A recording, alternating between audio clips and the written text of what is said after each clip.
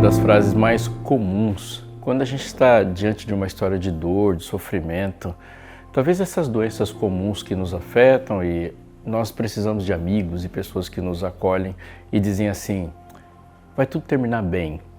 Tudo terminar bem é uma frase que nos conforta, mas ao mesmo tempo, quando a dor ocupa um espaço da dúvida, a gente coloca ela de lado e fica pensando que o final não é o nosso problema.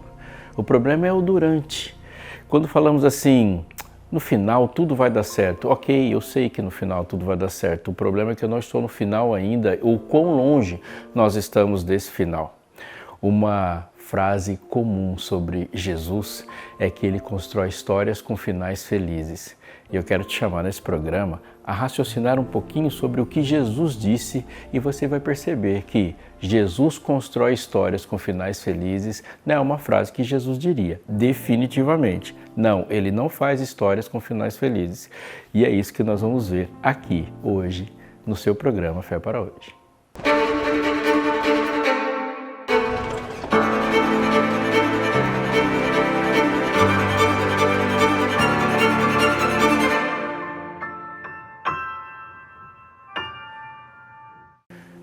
Estamos de volta e este momento do programa é de responder a sua pergunta. Olha, se você tem alguma pergunta sobre a sua vida com Deus, sobre questões da Bíblia ou aquela resposta bíblica para as questões de hoje, não perca essa oportunidade, manda pra gente. Você pode mandar aqui nos comentários do YouTube, caso você esteja assistindo assim, ou pela nossa conta no Instagram, lá no Fé para Hoje. Manda lá nos comentários que a sua pergunta em algum momento estará aqui sendo respondida. A de hoje, ela é tremendamente interessante e importante, aliás, é a pergunta de muita gente. Porque parece, essa é a pergunta que veio, que demora Deus para responder às minhas orações? Você já teve essa sensação, essa desconfiança? Parece que Deus está demorando para responder às nossas orações? Vamos lá, porque essa pergunta é uma pergunta de muita gente. Deus demora para responder às orações? A resposta bíblica é não. O que acontece é que nós, muitas vezes, quando nós colocamos nossas orações diante de Deus, nós já temos uma expectativa de resposta e esperamos que Deus responda conforme a gente previu, conforme a gente imaginou. Mas a resposta de Deus é perfeita e a nossa expectativa nunca é. Aliás, as nossas perguntas não são perfeitas e o amor de Deus se dá exatamente nisso. Ele não responde conforme desejamos, ele responde conforme precisamos. Parece que ele não respondeu, parece que ele está demorando, mas pelo contrário, Deus está respondendo no tempo perfeito dele e ele sempre dá uma resposta definitiva. Sim, ele vai nos levar para algo muito maior do que uma parte do problema que nós conseguimos ver. Deus responde atuando para que o nosso problema imediato seja respondido, ele responde atuando para que as nossas ligações com as pessoas também estejam de uma forma saudável. Porque nem sempre o problema se resume à minha pessoa apenas, mas Deus também responde de maneira que a eternidade seja garantida para conosco. Anote isso aqui, Deus nunca vai responder uma pergunta sua que resolva um problema imediato, temporal e cause um problema para a sua eternidade. Ele jamais fará isso. É por isso que parece que ele demorou, mas não, é que a resposta dele é completa, definitiva, abrangente e com consequências eternas. Deus nunca demora. Antes que clame, diz o texto, eu responderei. Estando eles ainda falando, eu os ouvirei. Portanto, confie.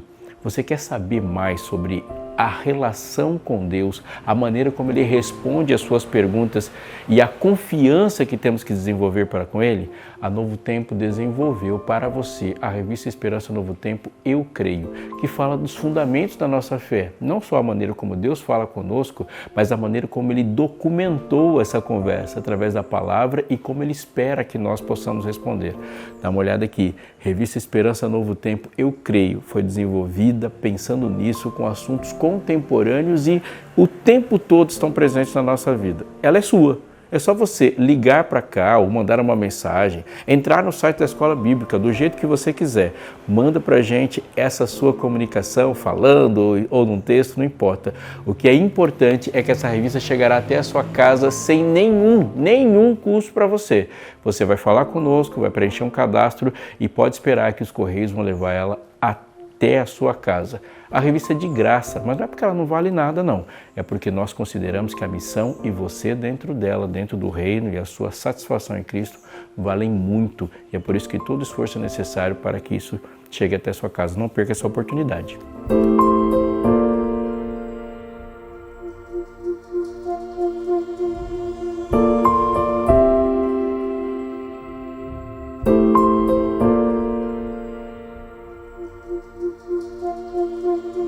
O livro de Jó, ele está no centro de uma discussão bíblica que jamais poderíamos ter se a própria Bíblia não nos tivesse revelado. Ele é um livro extremamente importante para compreendermos por que determinadas coisas acontecem conosco e elas estão ocupando um aspecto central da nossa vida.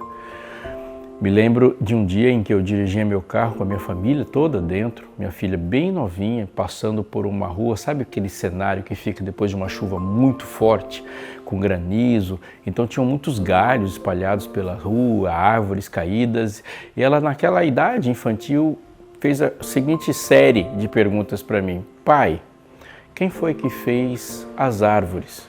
A resposta foi a que você daria: foi Deus, filha, que fez as árvores. Então ela continuou perguntando: pai, quem é que manda a chuva? E eu respondi: quem manda a chuva é Deus também, foi Ele que criou a chuva. E agora a argumentação dela, juntando as duas perguntas e as duas respostas, foi: e por que a chuva derrubou a árvore? Aí a resposta já não é mais tão simples. Nós olhamos e percebemos muito de Deus pela manifestação da natureza, pela ordem da natureza. A própria Bíblia nos chama a isso. No Salmo 19 diz que os céus proclamam a glória de Deus e o firmamento anuncia as obras das suas mãos. Um dia discursa outro dia e uma noite revela conhecimento a outra noite. O texto no Salmo 19 nos chama a perceber que a harmonia da natureza, a grandeza e a ordem com que a natureza existe revela algo para além de nós e das nossas coisas, revela um Deus, uma inteligência, uma razão, uma vontade revelada na natureza. O livro de Romanos, no capítulo 1, naquela dissertação maravilhosa, esplêndida, que Paulo faz sobre pecado e salvação, diz que os atributos invisíveis de Deus, o seu poder como a sua eterna divindade, ele usa a palavra claramente se reconhecem por meio das coisas que são criadas, e aqueles que olham para tudo isso e negam a existência de Deus são descritos no texto como indesculpáveis. Porém, olhando para esse texto, nós vamos também perceber que ali Paulo revela que não são todas as coisas que conseguimos perceber por meio da natureza. Ele diz que os atributos invisíveis de Deus, o seu poder e a sua divindade, o que ele está dizendo é que há sim uma percepção de uma força, de um poder que é superior ao que conhecemos. E percebemos isso na natureza, percebemos isso por meio das coisas que foram criadas. A diferença que existe entre o que é criado e o Criador também pode ser percebido na natureza, a divindade de Deus. Então, percebemos a existência, compreendemos que Deus fez o que existe e fez de uma maneira genial. Mas a Bíblia não revela somente que Deus existe e a sua relação conosco. Ela diz também que o mal existe. A existência do mal, a dinâmica, as perguntas complexas que a relação entre o bem e o mal trazem para a gente, como por exemplo a dinâmica do sofrimento, ela não pode ser compreendida em todos os aspectos apenas como observação. Nós precisamos de mais, muito mais informações. É por isso que a palavra profética ela é fundamentalmente necessária. Precisamos da Bíblia, dos textos bíblicos, da revelação dos profetas para entendermos como que o mal começou, por que começou, com quem começou, como ele alcançou a terra, qual a resposta que a terra deu para essa abordagem do mal, para a iniciativa do mal e como ele definitivamente vai terminar, com a solução de Deus para isso. Porque as grandes perguntas da nossa vida estão todos os dias passando por essas questões. Lidamos com sofrimento, com morte, com despedidas, com perguntas extremamente complexas que estão na nossa pele. Nós experimentamos esse viver e morrer todos os dias, grandes questões do trabalho, as questões morais, por exemplo, estão aqui. E olhando para plantas, para animais, para a harmonia entre eles ou a desarmonia também entre eles, essas respostas não virão. O que esse texto nos chama a atenção quando a Bíblia traz para a superfície esse pensamento. E, por favor, anote isso, porque isso é muito importante, principalmente em um momento onde o homem celebra a sua própria inteligência. A inteligência humana é limitada. Nós conseguimos produzir com a inteligência coisas extraordinárias na cultura, na arte, na ciência. O homem é um ser inventivo e, olhando ao nosso redor, quantas coisas incríveis foram produzidas pela criatividade e inteligência humana.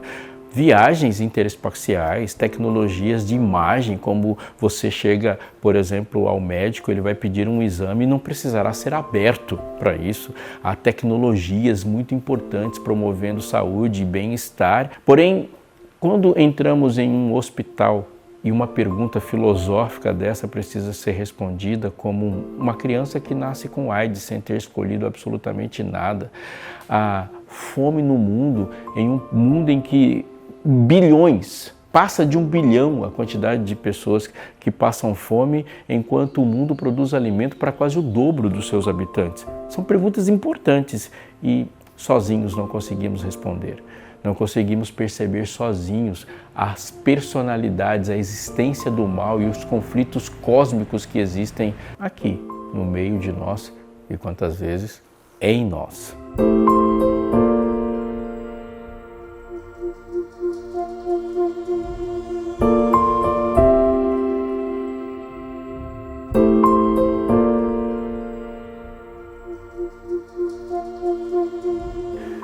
O livro de Jó traz seus personagens. Conforme eu disse, ele é um livro muito importante na Bíblia. Ele apresenta Deus como juiz, como um ser justo, e ele é o ponto central, definidor, o eixo inamovível do bem.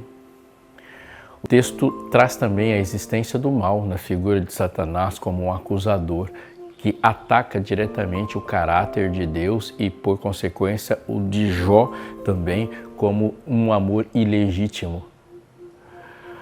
O texto traz outros personagens como os amigos de Jó. E aqui eles vão passar capítulos tentando colocar uma inteligência e responder dilemas grandes e importantes, que é como que coisas ruins acontecem com as pessoas aqui e a razão dos sofrimentos. Se a gente pegar todas as respostas e tentativas dos amigos do Jó de dialogarem com ele e tentar explicar aquele mal que estava diante deles e gerava um sofrimento, era flagrante aquilo, e a resposta deles, elas são as respostas humanas, porque quando a gente olha assim para pessoas más, ímpias, que tomam decisões equivocadas, que são egoístas, e como vemos elas sofrendo, a nossa resposta mental para isso tudo é essa mesmo. Coisas ruins acontecem com pessoas ruins, tá tudo certo. Às vezes a gente fala, tá justo, apaga. É comum, por exemplo, ver nessas nossas mídias sociais e videozinhos e coisas que muitas vezes nós nos deleitamos em ver, alguém tentando fazer alguma coisa errada, uma ação maldosa, e quando aquela ação maldosa tem uma consequência direta para a estrutura, para a integridade física de alguém, a gente se satisfaz em injustiça. Foi uma resposta, não é? Não faz pouco tempo, não faz muito tempo, aliás, eu estava vendo alguém que tentou agredir o outro no trânsito e imediatamente após ele sofreu um acidente. E está lá, e a postagem dizia bem claramente isso, fez e pagou. Mas a vida não traz só essas histórias. A vida traz pessoas, como pude testemunhar uma vez, uma mulher com seus filhos num ponto de ônibus com uma roupa de crente, colocando uma Bíblia debaixo do braço, levando os filhos para a igreja, e um pneu do caminhão se desprendeu e matou todos. Qual é a resposta que damos a isso? Porque ali a grande questão agora entra e choca com o nosso conceito de justiça, dizendo como que isso faz sentido. Você pode ter vivido isso. Você pode estar vivendo isso ou testemunhando isso. A resposta, portanto, dos amigos de Jó é: não faz sentido você dizer o tempo todo que você é bom, justo, reto, e isso tudo está acontecendo com você. Algum pecado, algum problema deve ter aí. Os amigos acusam Jó de ter alguma coisa escondida. Jó tem algumas certezas. Ele é justo. Jó tem mais que essa certeza. Ele crê que Deus é justo. E também crê que Sendo Deus justo e Ele justo, o mal não vai atingir o justo de forma injusta. Percebeu? Se juntar todas as certezas de Jó, dava uma dúvida com a sua vida. E aqui eu quero te chamar para pensar seriamente em uma questão que tem sido levantada dia após dia nos últimos anos. Se Deus existe e se Deus é bom, por que então existe um sofrimento como este? Agora, vamos pensar em algo sério que a Bíblia nos traz. Como definiríamos justiça, bondade, integridade e retidão sem Deus? Algumas pessoas, elas acusam Deus e dizem que Deus não existe por causa do problema do mal. Mas pense um pouco, nós só identificamos o mal, identificamos a injustiça, identificamos a grande tensão que existe nessa resposta, porque há um conceito de bem. Sem Deus, essa ideia de bem absoluto, um bem puro, que não se relaciona ou que flagra o mal, seria impossível. Se Deus não existe, o mal é normal. Se Deus não existe, o mal não é identificado. Se Deus não existisse, o que aconteceu com Jó e o que tem acontecido como sofrimentos a muitas pessoas não estaria no campo do estranhamento. O estranhamento só existe porque há um conceito de bem puro e absoluto. Se tirar Deus da história, o mal sai inclusive da categoria mal e entra na categoria normal. E aí temos de fato um caos. É a estranheza que temos diante do mal que diz da existência de Deus, pelo menos num conceito humano que imagina que as coisas devem ser lógicas. E falando nisso, anote essa frase. Mal é essencialmente ilógico. O bem é lógico, o mal não é. Portanto, o mal só é mal porque ele causa um dano ao bom. Quando Adão comeu o fruto, o aviso de Deus entre todas as palavras que ele disse, juntando é: Adão, daqui para frente as coisas vão perder a sua lógica. Sim, você não vai simplesmente fazer o que é correto e colher o que é correto. Você pode sim fazer o que é correto e colher o mal, porque a partir do momento em que o pecado entra no mundo, há uma inversão, uma bagunça lógica que Deus prometeu que vai resolver.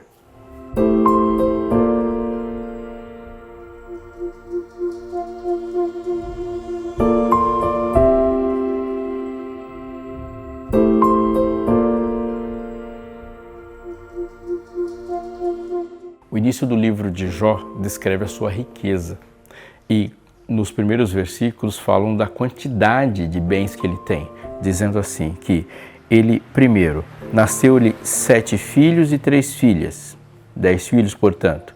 Tinha 7.000 ovelhas, 3.000 camelos, 500 juntas de boi e 500 jumentas. Tinha também muitíssima gente a seu serviço, de maneira que este homem era o maior de todos do Oriente.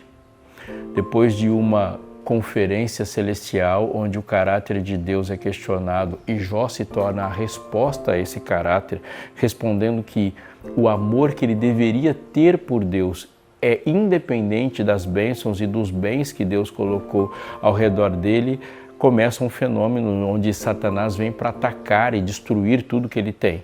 No decorrer do texto, há agora uma narração daquilo que vai acontecer quando a desgraça atinge a vida de Jó e começa assim. No capítulo 1, verso 13, diz que um dia, quando os filhos e filhas de Jó comiam e bebiam vinho na casa do irmão mais velho, veio um mensageiro a Jó e lhe disse: os bois estavam lavrando e as jumentas estavam pastando junto a eles. De repente, os sabeus atacaram e levaram tudo, mataram os servos a fio da espada, e só eu consegui escapar para trazer a notícia. Enquanto este ainda falava, veio outro mensageiro e disse: fogo de Deus caiu do céu e queimou as ovelhas e os servos, destruindo todos eles. Só eu consegui escapar para trazer a notícia. Enquanto este ainda falava, veio outro mensageiro e disse: os cadeus se dividiram em 3 bandos, atacaram os camelos, levaram-os embora, mataram os servos a fio de espada, só eu consegui escapar para trazer a notícia.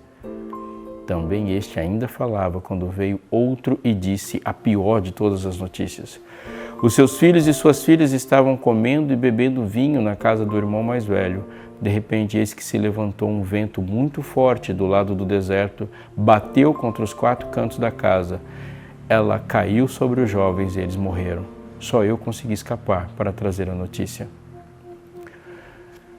Diante de uma desgraça avassaladora como esta, onde a virada de jogo para Jó foi terrível. Ele começa o texto sendo um homem abençoado, mais rico do Oriente, com uma família maravilhosamente feliz, seus filhos ali convivendo uns com os outros e Jó intercedendo por eles. Jó de abastado agora está em um dia somente com a roupa do corpo. A resposta de Jó a isso tudo foi: então se levantou Jó, rasgou o seu manto, raspou a cabeça, prostrou-se em terra e adorou. Eu disse que Jó só tinha roupa do corpo, a resposta dele foi de rasgar seu manto, então agora nem a roupa do corpo ele tem. Mas a resposta é maravilhosa. Jó diz: nu saí do ventre da minha mãe e nu voltarei. O Senhor deu, o Senhor tomou. Bendito seja o nome do Senhor. E em tudo isso Jó não pecou, nem atribuiu a Deus falta alguma. Quais lições nós podemos tirar imediatamente dessa história? A primeira é: qual é a estrutura do coração deste homem no seu relacionamento com Deus a ponto de responder dessa forma? Devemos pensar, e com concretude, que esse tipo de resposta não se forma de imediato. Jó ama e ama profundamente e deixa bem claro que o amor que ele tem por Deus não está dependendo das respostas e de expectativas que seres humanos têm em relação a Deus. Jó tem consciência da misericórdia de Deus para com ele. Ele tem consciência da relação de superioridade que Deus tem para com ele. E Jó não trata a graça de Deus e as bênçãos de Deus como um direito. A resposta dele é maravilhosa e profunda, porque ali ele mesmo esmaga Satanás na argumentação que ele apresentou, dizendo que Jó temia Deus só porque era abençoado, e ele responde: vim nu e nu voltarei, o Senhor deu, o Senhor tomou, bendito seja o nome do Senhor. Jó não se vê como fonte e nem como proprietário daquilo que o cerca. Ele entende que Deus é dono de tudo. A pergunta que a gente deve fazer para Jó, para que ele nos ensine o que é uma religião de verdade, é: qual é a teologia desse homem para que, diante de toda desgraça, ele não atribua a Deus falta nenhuma? Jó se vê como pertencente a Deus. Ele não se apegou a tudo que ele tinha ao redor dele como se ele fosse o dono, mas ele se vê como algo também de propriedade de Deus. Ele entende que aqueles bens todos não mudaram de lugar. Eles sempre estiveram no mesmo lugar. E mais, Jó compreende a soberania de Deus ao perceber que, sendo Satanás ou não o autor do mal, tudo está sob a jurisdição de Deus. Tem uma outra coisa muito importante nessa história, porque depois de muitos capítulos de perguntas e perguntas desconexas e respostas piores ainda, quando os amigos de Jó vão tentando explicar essa desgraça toda, no final do livro Deus aparece. E agora Deus aparece numa espécie de show do milhão, ou quem quer ser o milionário. Esses programas de perguntas e respostas, você já assistiu a algum e pode ter visto alguns personagens que vão errar as primeiras perguntas, porque o jogo começa assim, né? Esses todos muito famosos. As perguntas vão ficando cada vez mais difíceis e conforme as fases vão avançando, as perguntas mais difíceis são as mais valiosas. Mas em todos os lugares onde esses programas fizeram sucesso, sempre teve alguém que entrou para a história deles como que respondeu errado a primeira pergunta e não participou de nada, nem chegou perto das difíceis. Jó considera suas perguntas complexas. Os amigos de Jó se debruçam sobre perguntas complexas até que Deus aparece. Mas Deus não aparece respondendo as perguntas. Deus aparece fazendo as perguntas. E na primeira pergunta que Deus faz para Jó, ninguém responde, nem mesmo Jó. Onde você estava quando eu lançava os fundamentos da terra? Explique a minha criação. Quando Deus se apresenta como soberano e todo-poderoso, Ele está diretamente dizendo assim: eu estou no controle. E mais do que precisar de uma resposta, você precisa da segurança de saber que Deus existe, tem um plano para a sua vida e a sua companhia é o maior bem que alguém pode ter.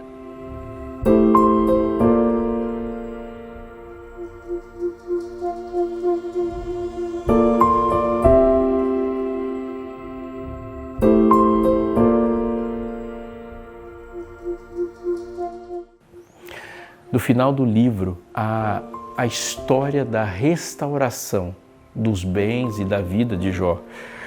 O último estado de Jó, diz o capítulo 42, foi melhor do que o primeiro. Agora, atente para essa restauração. O Senhor restaurou a sorte de Jó, diz o texto no versículo 10, quando este orou pelos seus amigos, o Senhor lhe deu o dobro de tudo que tinha antes. Então vieram a ele todos os seus irmãos, todas as suas irmãs e todos os que haviam conhecido antes e comeram com ele em sua casa e se condoeram dele e consolaram ele por todo o mal que o Senhor tinha enviado sobre ele, e cada um lhe deu dinheiro e um anel de ouro. Verso 12 diz que o Senhor abençoou o último estado de Jó mais do que o primeiro. Ele veio a ter 14.000 ovelhas, 6.000 camelos, 1.000 juntas de boi e 1.000 jumentas. Também teve outros 7 filhos e 3 filhas. Eu vou te fazer uma pergunta. Se você estivesse no lugar de Jó, qual seria, de tudo que você perdeu, aquilo que você mais desejaria que Deus restaurasse? Tenho certeza da sua resposta. Os filhos? Entre bois, jumentas, camelos e todo o ouro e toda a propriedade, qualquer um de nós que ama verdadeiramente e amamos os nossos filhos, preferia ter os filhos de volta. Mas você percebe que Deus deu a Jó o dobro de tudo, mas o texto deixa claro, nasceu-lhe outros 7 filhos e 3 filhas. Um filho não substitui outro. Filhos são insubstituíveis. E aqui está a maravilha de todas as lições desse livro e dessa história de Jó. Jó tem o dobro de tudo, menos daquilo que ele mais amava. Ele não tem mais agora o dobro de filhos, mas um dia ele terá, porque ele tem todos os bens restaurados em dobro e deve esperar pela manhã da ressurreição, quando o dobro de filhos ressuscitará. Sim, morreram 10, nasceram 10, mas na manhã gloriosa da ressurreição ressuscitarão 20. E aí, então, definitivamente Jó terá o dobro de tudo que ele perdeu. Essa é uma história com final feliz? Eu ouso dizer para você que não. Essa não é uma história com final feliz. Os grandes romancistas do mundo, com sua genialidade, podem sim escrever grandes histórias com finais felizes, mas Deus não faz histórias com final feliz. Deus constrói uma história sem final. Sim, quando Deus entra na vida de Jó, o salva e o redime, ele tira da história de Jó o final. Não tem final. Jó viverá eternamente como todos aqueles que se entregam a Deus. O mal é uma história com final. O bem é uma história sem final. Mais do que um final feliz, você com Deus viverá eternamente. E mais do que o dobro, Deus nos dará tudo que Ele tem e tudo que Ele é, e um acesso à beleza da sua face, onde viveremos para sempre. Final feliz? Não. Deus tirou de todas as nossas histórias o final delas.